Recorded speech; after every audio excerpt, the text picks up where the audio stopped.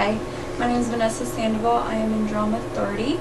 I decided to interview my dad. His name is Raul Sandoval. I decided to interview him because I wanted to learn more about him, and I thought this would be a good opportunity to learn more about his historical background. He was born on February 21st, 1956 in San Cristobal. That's in the city of Jalisco, and that's in Mexico.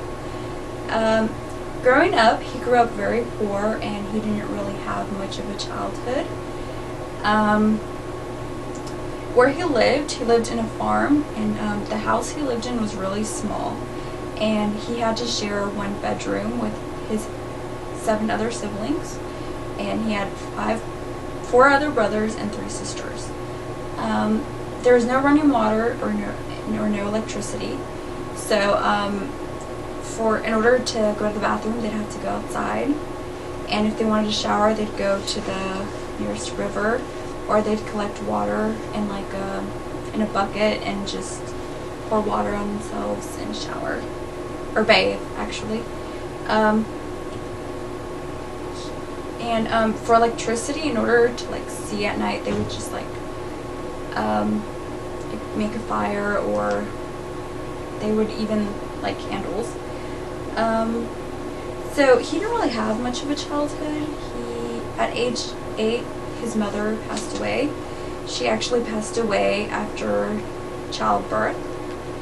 And so shortly after her death, his father abandoned all 8 of the children. And the oldest at this time, the 2 oldest ones were actually my uncle Candido, and he was 15, and then my aunt Martha, she was 13 at the time. So it was really hard on them, especially because they were the oldest. So they would always have to find ways to feed the youngest ones, which were 2 and a newborn.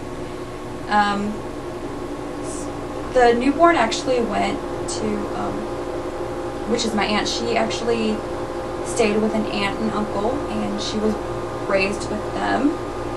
And so it was really hard on my dad, because he would struggle to eat, and he would sometimes go up to a few days without eating, and he would even go as far as to eat other people's leftovers, like the orange peels, and just anything he could find, maybe anything people left on the floor, he would eat that.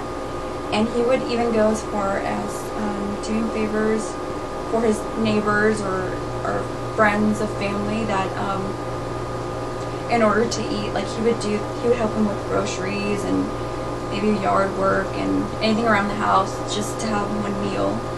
And he didn't really play much. It was all mostly focused on survival, and he was forced to grow up very fast. And he says that he remembers one time when he was 9, he remembers that he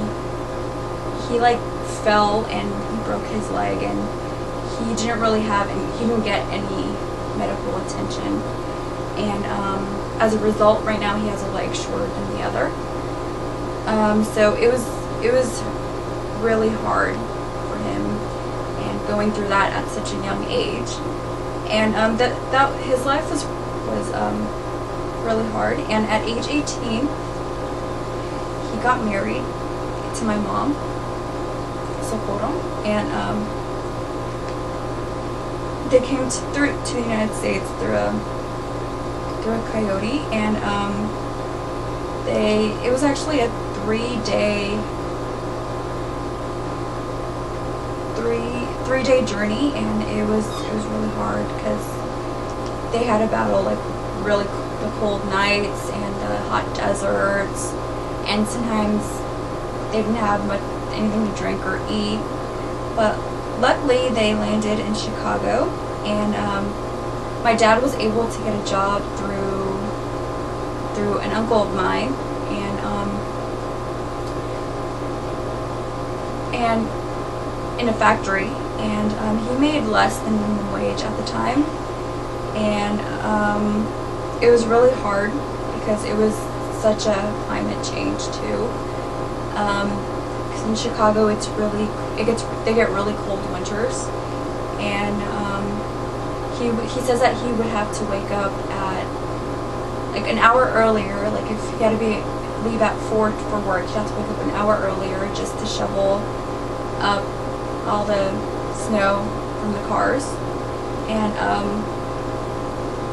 he landed a lot of odd jobs in order to support his family. He worked in a lot of factories, and he worked in landscaping, can labeling, anything, dishwashing, anything you can name, my dad has done. And he worked hard to support all of his children, and so he worked really hard for that, and he just wanted a better life. He wanted to he wasn't really big on like material things. He just wanted like a stable place to stay, a place that he could call his home, and he wanted to give his children more than what he had. And and his values, being in the United States, he values hard work.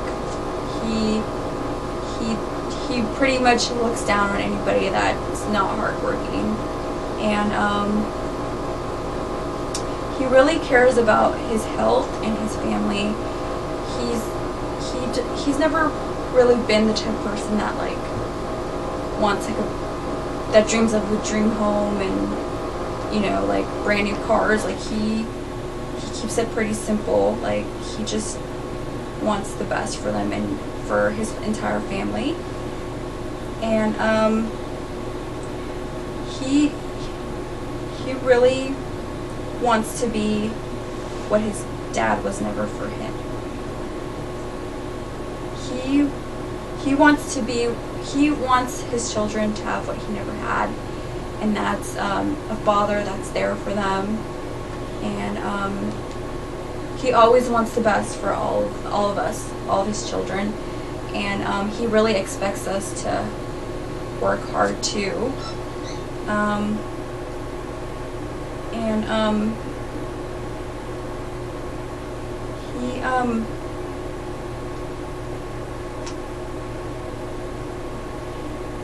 Right now he doesn't really have any plans of returning to Mexico. He has visited Mexico though, just to see his homeland again, and he's decided that he does not want to go back because he has gained a lot in the United States, and work has benefited him a lot, and he owns a home, and he feels like Mexico has nothing to offer for him, and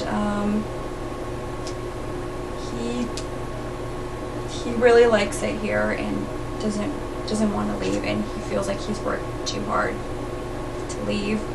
And so that concludes my interview.